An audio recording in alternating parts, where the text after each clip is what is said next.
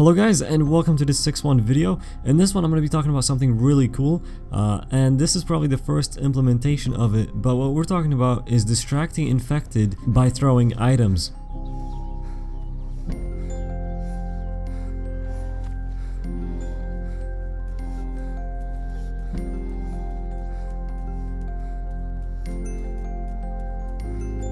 At the start here, I'm showing you some examples where I did distract them, but then I did something wrong where I stayed too long, and eventually they will find out where you are and aggro to you.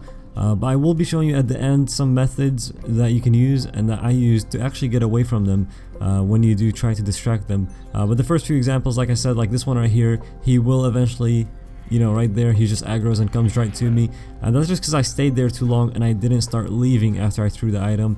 Also, you don't want to throw the item and then leave your cover straight away, because you kind of want to time it right. It's all about timing, I feel like. I just did multiple tests and it seems like that's what it was about, is timing it right, knowing when to start leaving. If you leave too early, they will aggro. If you stay too long, they will also aggro. So it's kind of like you gotta find the halfway point in between and decide to leave. Right here, he does actually aggro to the item, and then I stand up because I thought he was coming at me, and he aggroes right back to me, of course. So yeah, you gotta time it right. You gotta try to make some good decisions. With this one here, I thought I should have been able to get away, but maybe because I peeked him, like you'll see, I peeked him behind the tree. I think that's what probably ruined it. But you can see here, he goes straight to the book, and this is where I should have just left and probably would have gotten away. But I end up taking another peek to see if he's still distracted by it, and he is. And then I leave and he chases after me. So you don't want to stay there and look at them for too long. You got to get going after you throw the item. Now I will show you some examples where it actually worked and I was able to get away from the infected I was trying to distract. This is one of them right here. And yes, I know I'm throwing a pickaxe.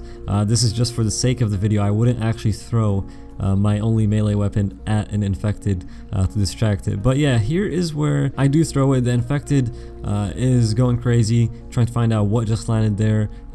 You know, just have him really distracted with it. And when I do end up leaving, this one doesn't chase after me. I go all the way down the street and she doesn't follow me, and I was able to get away just fine. So it does work in some cases, and I'm assuming that this is the first implementation of it, so it will be changed a little bit as we go. But they really didn't say much about this. I didn't even think this was a thing until someone posted about it on the Reddit. So it's kind of crazy that this was all implemented without much said about it. But it is cool. I do like it. I think it's a good feature, and I'm gonna show you guys a better example where you might use this to actually help you survive. Because right now I'm just throwing items at random infected and just trying to distract them for no reason. But I am going to show you an example where I had two infected aggroed on me right here. I go up the stand, and if I had no melee weapon and I wanted to get down without getting hit, what I would do is throw a, you know, whatever item, probably not, you know, some food, but this is just for the sake of the video once again. But yeah, I throw an item and they get distracted by it. One of them had already walked away behind the fence, so we were fine from that one.